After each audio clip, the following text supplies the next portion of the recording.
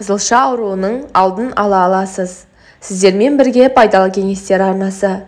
Құрметті оқырман, алдымен арнамызға жазылып қоңырауша батырмасын басып қоюларыңызды сұраймын. Сіздердің болмашыған әрекеттеріңіз арнамыздың дамуына үлкен үлес қосады. Қызылша өте жылдам таралатын вирусты жұқпалы аурулардың бірі. Қызылшамен ауырмаған немесе егілмеген адам қызылшамен ауырған адаммен байланысқа түссе, ауырып қалу мүмкіндігі өте жоғары. 1963 жылы қызылшаға қарсы вакцина егуге және вакцина егу кеңінен таралғанға дейін қызылша ауруының ірі эпидемиясы 2-3 жылда қайталанып, жылына 2.600.000-ға дейін адам өлім жағдайлары тіркелген. Қалай таралады? Инфекция ауа жолы арқылы беріледі. Вирус сыртқы ортаға сөйлеген кезде, түкірікпен, жөтелген, түшкірген кезде бөлінеді. Вирустың тез тарайтыны соншалық, сыртқы ортаның тұрақсыздығына қарамастан, ауа толқынымен ғимараттың вентиляциялық жүйесі арқылы таралған жағдайлар да белгілі. Инфекция көзі ауру адам. Ол айналадағыларға инкубациялық, яғни жасырын кезеңнің 2-ші күні, бөртпелер шыққаннан кейінгі 4 күнге дейін қауіпті. Ал 5-ші күнгі бөртпелері бар адам ауруды жұқтырмайды деп саналады. Бұл аурумен ауырып жазылған адам өмір бойы иммунитет сақтайды. Қызылшамен ауырған аналардан туылған балалар 3 айға дейін бұл ауруға шалдықпайды. Өйткені осы аралықта олардың қанында аналық антиденелер сақталады. Бұл аурумен ауырмаған және екпе егілмеген адамдар қызылшаны жұқтыруға бейім болады және өзінің өмірінде кез келген жаста ауырып қалуы мүмкін. Алғашқы белгілері қандай? Инкубациялық кезең, яғни жасырын кезеңі жұқтырғаннан кейін бірінші белгілер пайда болғанға дейін, яғни 7 күннен 14 күнге дейін созылады. Есте сақтайтын ең маңызды жайт, ауру бөртпе шығудан басталмайды. Ол суық тию белгілерімен басталады. Дене қызуының 38-40 градусқа көтерілуі, әлсіздік, тәбеттің болмауы, құрғақ жөтел, мұрынның бітуі.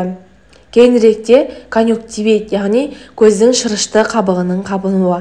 Сонымен қатар, беттің шырышты қабығында азу тістерінің қарсысында ұсақ ақ дақтар пайда болады. Аурудың 3-5-ші күні ашық түсті бір-біріне өзара ұқсас дақтар пайда болады. Ең алдымен олар құлақтың артында және маңдайда, содан кейін тез арада бет, мойын, дене және аяқ қолға таралады. Ұсақ қызғылт дақтар тез арада үлкейіп, формасын өзгертіп, бір-біріне қосылып кетеді. Бөртпелердің қалың шыққан кезеңінен 2-3 күн өткеннен кейін дене қызуы 40 градустан жоғары көтерілуі мүмкін.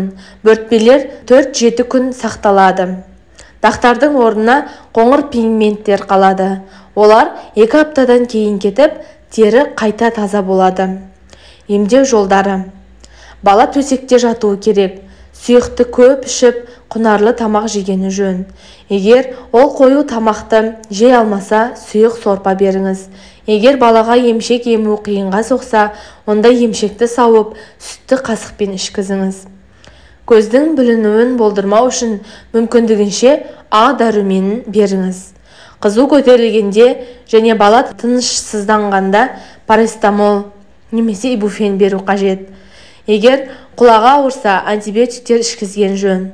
Өкпесінің қабынғандығын, менингитті немесе құлақ пен асқазанның қатты ауырғандығын білдіретін белгілер байқалса, дәрігер шақырыңыз. Егер баланың іші өтсе, регидрационды су беріңіз. Асқынуы неге апарып соғуы мүмкін. Ең көп тараған түрі ортаңғы құлақтың қабынуы, отит, соқырлық, бронхтық пневмония, мойын лимфа түйіндерінің қабынуы, ларингит, энцефалит. Қызылшаның дамуын байқаған сәтте кешіктірмей дәрігерге қаралу керек. Бұл уақытылы диагноз қойып, ем тағайындау және ұйымдастырылған ұжымда тіркелген жағдайда алдын алу іс-шараларын жүргізу үшін маңызды. Қызылшаның алдын алудың ең тиімді және сенімді әдісі вакцинация болып табылады. Қызылшадан егу вирусты жасанды жолмен тоқтату. Нәтижесінде ағза өзін қорғайтын иммунитет жасайды. Ең алғашқы вакцинацияны балаларға 12 айлығында, екіншісін 6 жаста жасалады. Егу тұрақты қорғанысты тудырады.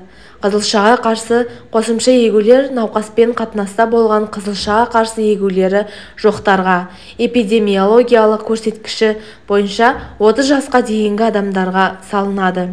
Ескерту: жоспарлы екпеден бас тарту тек өзіңіздің ғана емес, басқа да балалардың өміріне қауіп төндіреді. Сіздермен бөліскім келген осылар еді достар. Сіздерге пайдалы болды деген үміттемін. Ауырмаңыздар, ем болсын. Келесі видеоға дейін аман сау болыңыздар.